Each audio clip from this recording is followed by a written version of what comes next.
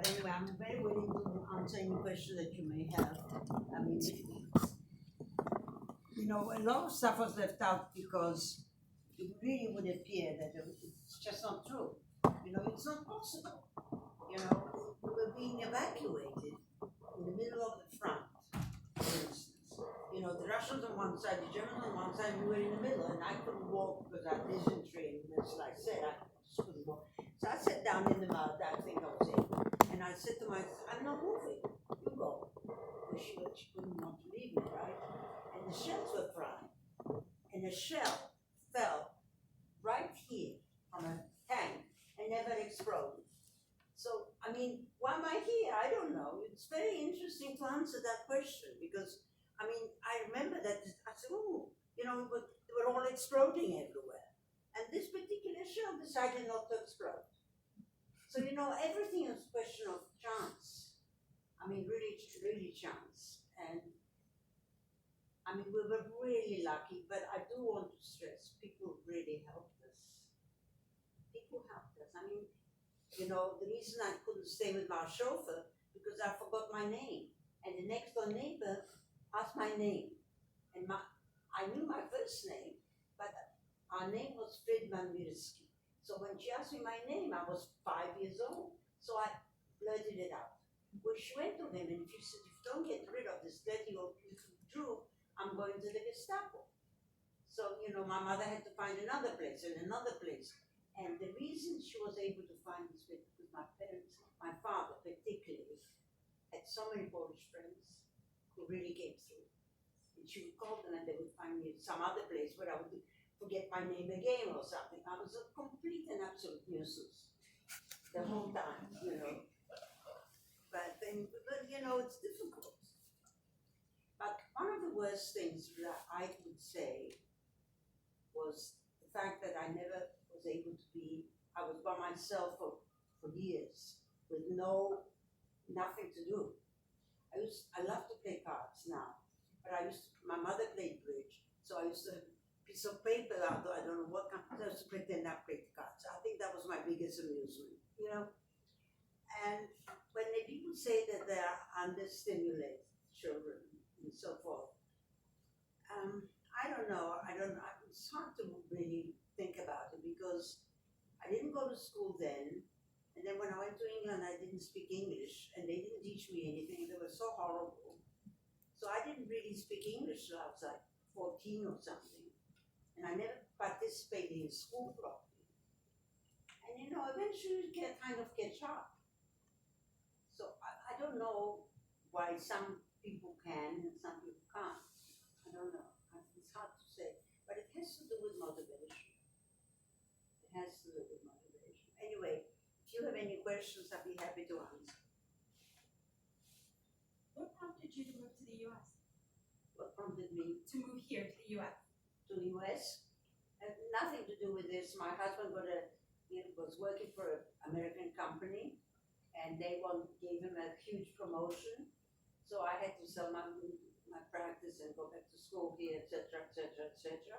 But I'm very happy to be here. I think it's the most wonderful, wonderful country. Whether it's wonderful now or not so wonderful as it was before, but it's still the most wonderful, wonderful place in the world. There is no such place. We are all lucky. You indicated that when you agreed to do You have to translate for me, Lina, but I can't hear very well. You indicated that when you agreed to do this film, that it couldn't be played in the U.S. Right. When did you change that so that? No, only because YouTube came along and they can do whatever they want.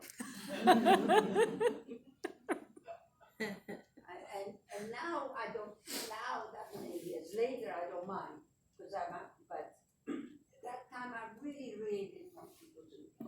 Because I didn't feel that it's a very personal story. So you have to want to do that. And just to tell you, my sister went to France because she was born in France. We had a French governess, and we both spoke Polish and French. And she was much more comfortable in France. She hated England, as I did too. And it wasn't a nice place for us. because they were not as hospitable as the United States. So, you know. And I was wondering, when you were sent to England, how often did you keep in touch with your parents? Maybe by letters or phone? My mother wrote.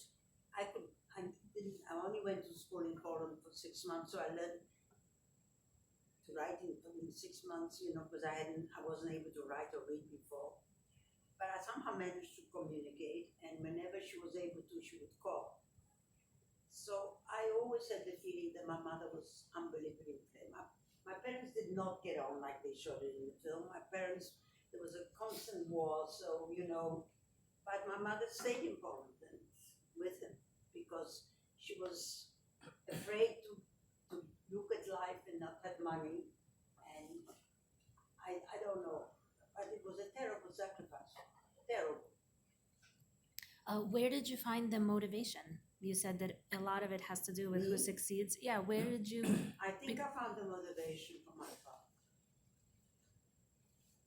I wanted to be like him, you know. And this thing with the chess, I mean, my uncle went for the International World Championship in 1939 to Buenos Aires, and that's how he survived the war. The uncle that you saw there, Oh, wow. you know, he was a very, very, very fine chess player and world master. First of all, thank you. And thank you, Lena, for bringing your story here. I mean, it's just quite extraordinary. And are you now, besides showing this on YouTube, are you bringing this to other places in the United States so more and more people could see this and It's know? very interesting what you just said. I mentioned it, I think, to Nina's mother that my granddaughter, who lives in California, wanted me to do it. I actually don't think I even showed the film. I actually came and talked to about 1,500 high school kids. I did in 750 and 750. They were completely nothing to do with Judaism or nothing to do, but I wanted them to know about the human history,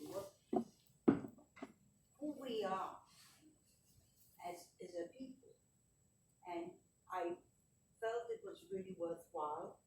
So I've done it once, but I have never really, I was very busy. Olga knows, right? I was working very, very hard and I really wasn't my interest. But I think I've changed my mind. I think I'm old now.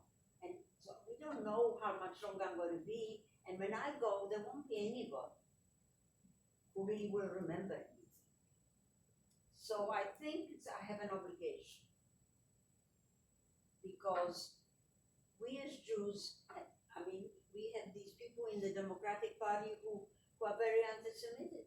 You may all be heard, but I feel so unbelievably strongly about that. And I feel that if Israel had existed before the war, 6.5 million people would not have perished. So as far as I'm concerned, it's extremely important. And I would like to bring it to the other population. And I also want to say that my experience with the Catholic Church has been nothing but wonderful. And I was a very, very firm believer, and I think that the ethical code that exists in the pure form, there's nothing like it. And I must also say that my experience in the Jewish school was very negative. Because they didn't understand that I had gone through hell in my young, and they didn't make any allowances. It didn't help me. So, it's very strange. And I have such an unbelievable warm feeling towards the nuns without any question. So you see, there's a lot of sort of idiosyncrasy about this. But I don't know whether I've answered anything, whether you've learned anything from that. most important thing is human spirit and goodness in one's heart. It's the goodness in one's heart that one can propagate. That's, I mean, I really feel that. Thank you. But okay, now I've got deals with this guy and he's not a good person. Anybody else, anything? You all have to go back to work, right? Sadly. I have to say that I have to go and visit a friend of mine who's at Rusk, who had a terrible accident. He fell and he fractured his skull